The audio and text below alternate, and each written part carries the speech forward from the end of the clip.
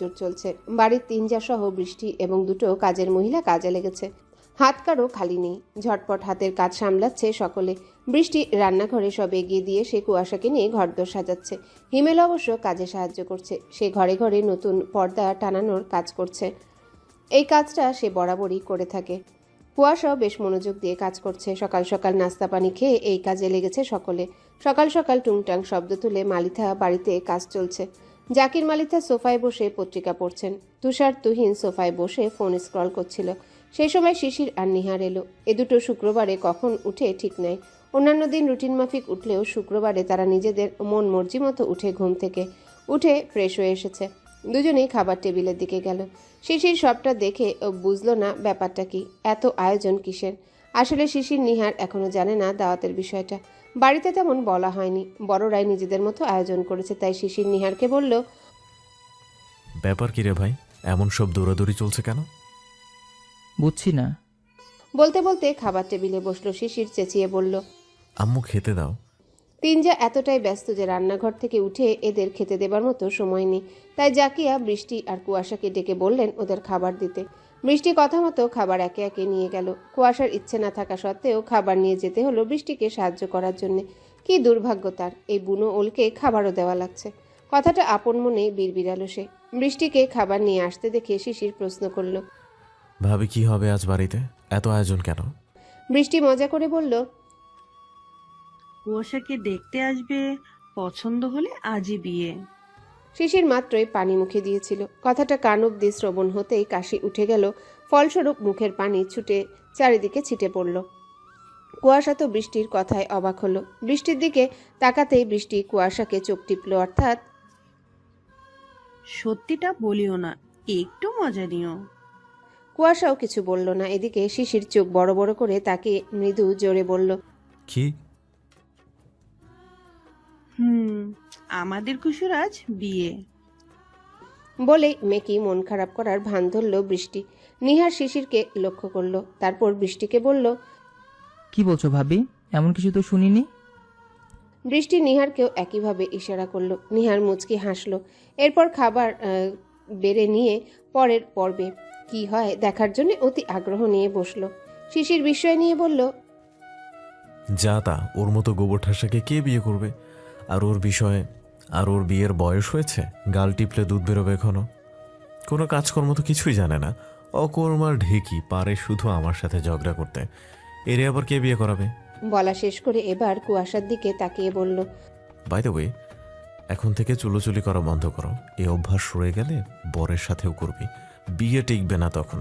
যতই হোক মালিথা বাড়ির সম্মান বলে কিছু একটা। কুয়াশা ফুঁসে উঠল, চোখ মুখ ছোট ছোট করে বলল, এই বুনল, আমার বিয়ে হবে কি হবে না, টিকবে কি টিকবে না, তোমার দেখতে কে বলেছে? হ্যাঁ, তোমার মাথা না ঘামালেও চলবে। বাহ, বিয়ের দেখি বহুত শখ। হ্যাঁ রে, তোর লজ্জা করছে না বিয়ে নিয়ে এমন করে বলতে? আর তুই না লয়ার হবি, সেসব সব হাওয়া। শিশিরের কথা শুনে নিহার ওর পাশ থেকে কিছুটা ঝুঁকে ফিসফিস করে বলল, এত চিন্তা ওর জন্য না করে তুই বিয়েটা করে নে না। আর কারো বিয়ে করতে হবে কেন? তুই করে নে। ভেবে দেখ, সারা জীবনের জন্য মারামারি চুলাচুলি ঝগড়া করা কনফার্ম। শিশির নিহারের দিকে বিরক্ত নিয়ে ভ্রু কুচকে তাকালো। পরক্ষণে মুখ উল্টিয়ে বমি করার মতো ভাব করে উঠে নিহারের মতো ফিসফিস করে বলল, ইয়াক, এই গোবর ঠাসাকে বিয়ে আমার রুচি এতটাও খারাপ হয়নি এখনো যে ওকে বিয়ে করব। আজ তো একটা গোবর ঠাসা। আর যে ঝগড়াটে সারা জীবনের জন্য আমার জীবন তেনা তেনা, আমাকে সুখে খেতে ভূতে কেলাচ্ছে নাকি? তবে আর যাই বলিস, এর সাথে ঝগড়া মারামারি করতে ভালোই লাগে, এনজয় করি বেশ। আমার চিরজন্মের শত্রু কিনা। তোদের ওর প্রতি আদিক্ষেতা বন্ধ কর এখন থেকে। আর তোর এই এক প্যান পান এনে অফ দে। বলা শেষ করে সামনে রুটির সাথে ডিম ভাজি তুলে নিল। খেতে খেতে বলল, ভাবি শিখিয়ে পড়িয়ে দিও তোমার আদরিনী ননদকে, নয়তো বিয়ের দিনই ফিরে আসবে আমাদের ঘরে। পড়াশোনা ওর জন্য না, বিয়ের জন্য লাফাচ্ছে। রাত জেগে বয়ফ্রেন্ডের সাথে গল্প করে ওর বিয়ে দেয়াই উত্তম।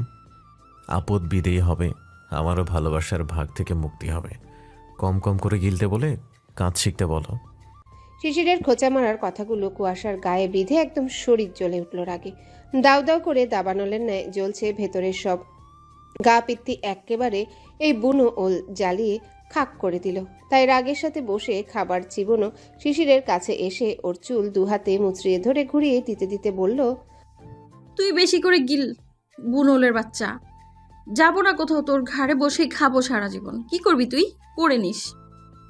বলা শেষ করে চুল ছেড়ে দিল। এবার একটা ভো দৌড় দেবে। এখানে আর থাকা যাবে না, কারণ বাঘের গায়ে থাবা দিয়েছে সে। ভাবনা অনুযায়ী দৌড় দিতে গিয়েও পারল না দৌড় দিতে। সেই ধরেই নিল চিতাবাঘ। এক থাবায় ওর হাত পাকড়াও করেছে। জীবন শেষ এবার তার। এবার কি করবে সে? আজ বোধহয় ছাড়া পাবে না আর। তাকে আজ কাঁচায় চিবিয়ে খাবে। কথায় আছে না, চোরের 7 দিন গৃহস্থের 1 দিন। আজ কুয়াশার হয়েছে সেই দশা। শিশির ওর হাত খপ করে ধরে সাথে সাথে এক টান মেরে ওরই কোলের উপর বসিয়ে নিয়েছে। রাগে শরীর কাঁপছে, তা টের পেল কুয়াশা চোখ বন্ধ অবস্থাতে। চোখ মুখ খিচিয়ে বন্ধ করে নিয়েছে সে। বারবার ঢোক গিলতে লাগলো। এরপর তাকিয়ে দেখল রণমূর্তি ধারণ করেছে বাঘ। শিশির বাম হাতে কুয়াশার কোমর আষ্টে পৃষ্ঠে জড়িয়ে ধরে ডান হাত নিয়ে ওর প্লেটের ডিম থেকে ছড়িয়ে রাখা যতগুলো ঝালের টুকরা ছিল সব একসাথে তুলে নিয়ে কুয়াশার মুখে ঢুকিয়ে দিল। একদম একটা টুকরাও বাদ রাখলো না। ঠেলে ঠুলে ঠুসিয়ে মুখ ভরল। মুখে ভরে ক্ষান্ত হলো না, একদম হাত দিয়ে ধরে রাখলো। অর্থাৎ যতক্ষণ না চিবিয়ে গিলবে ততক্ষণ মাফ নেই। আজ এই ঝাল খাইয়ে ওকে শিক্ষা দেবে। কত বার বেড়েছে! কথায় কথায় চুল ধরা। উচিত শিক্ষা দিয়েই ছাড়বে গোবর ঠাসাকে আজ। কুয়াশা ঝালে শব্দ করছে, কিন্তু কিছুই বলতে পারছে না, কারণ শিশির ওর মুখ আটকে রেখেছে। না চিবানো পর্যন্ত ছাড়বে না। শিশির ওকে মুচড়াতে দেখে, ওর অমন করতে দেখে বলল, আজ তোকে এই ঝাল খাইয়ে আমি তবে ক্ষান্ত হব। গেল, জলদি গেল, এক টুকরো বাদ রাখবি না। যতক্ষণ না গিলবি ততক্ষণ এমনি ধরে রাখবো। দেখি কে তোকে ছাড়ায় আমার থেকে। বৃষ্টি আর নিহার পুরো ঘটনা চোখ বড় বড় করে তাকিয়ে দেখল। নিহার তড়িঘড়ি করে কিছু বলতে উদ্যত হতে শিশির ওর দিকে এমনভাবে তাকালো যেন নিহার কিছু বললে ওকেও চিবিয়ে খাবে। যদিও পুরো দোষটা কুয়াশারই। নিহার কি বলবে ভেবে পেল না। এদিকে বৃষ্টি নিজেই নিজেকে বকতে লাগলো। কেন যে এরকম একটা মজা করতে গেল, ভাবলো কি আর হলো কি? সে কেন যে ভুলে গেছিল এরা দুটো বুনো ওল আর বাঘা তেঁতুল। শিশির এখনো শক্ত হাতে ধরে রেখেছে কুয়াশার মুখ আর কোমর। কুয়াশার মুখ ঝালে ভেতরে সব চলে যাচ্ছে। মেয়েটা যেখানে অল্প ঝালও সহ্য করতে পারে না, সেখানে এতগুলো ঝাল একেবারে মুখের মধ্যে। ঝালে অজ্ঞান হবার জোগাড়। চোখ থেকে টুপটাপ করে পানি গড়িয়ে পড়ছে। উজ্জ্বল হলুদ ফর্সা মুখটা লাল আভায় রূপ নিয়েছে ইতিমধ্যে। শিশির কুয়াশার দিকেই তাকিয়ে আছে। কুয়াশার 2 হাত শিশির যে হাতে ওর মুখ ধরে আছে সে হাতের কবজা চেপে ধরে রেখেছে, যেগুলো একটু আগে ছটফট করার সাথে ছাড়ানোর জন্য জোর খাটাচ্ছিল, কিন্তু না পেরে এবার সেসহ তার হাতও শান্ত হয়ে গেছে। চোখে পানি নিয়ে শিশিরের চোখের দিকে অসহায় নজরে তাকালো। অতি গভীর সেই তাকানোটা মনে হলো। এদিকে কোমরও খুব করে জোরে ধরেছে শিশির। ব্যথায় টনটন করছে কুয়াশা। শিশির হাত ছাড়াতে না পেরে ওর হাতের কবজা ধরে থাকা 2 হাত শিশিরের কোমরের কাছটাতে নামিয়ে নিল। বাম হাতটা শিশিরের কোমরের এক পাশে দিয়ে ওর গায়ে থাকা টি শার্ট খামচে ধরল, আর ডান হাতটা গলিয়ে শিশিরের কোমর বরাবর পিঠের উপর নিয়ে গেল। সেখানেও টি শার্ট শক্ত করে মুচড়ে ধরল। দুজন দুজনারই দিকে তাকিয়ে আছে। কুয়াশার শিশিরের কোলের উপর আর আধা শোয়ার মতো করে বসা, ঠিক যেমনটা বাচ্চা শিশুদের কোলে নিয়ে সুজি কিংবা ফিডার খাওয়ায়, ঠিক তেমন করেই বসা। কুয়াশার তো এমন অসহায় তাকানোতেও বোধহয় কাজ হলো না। শিশির এক চুলও গলল না। গলবে কি করে? সে তো রেগে এখন বাঘ হয়ে আছে। রাগের কাছে অন্য কিছুই পাত্তা পাওয়া যায় না। এদিকে ঘটে যাওয়া ঘটনা বাড়ির আর কোনো সদস্যরই নজরে পড়ছে না, কারণ তারা তো ডাইনিং রুমে।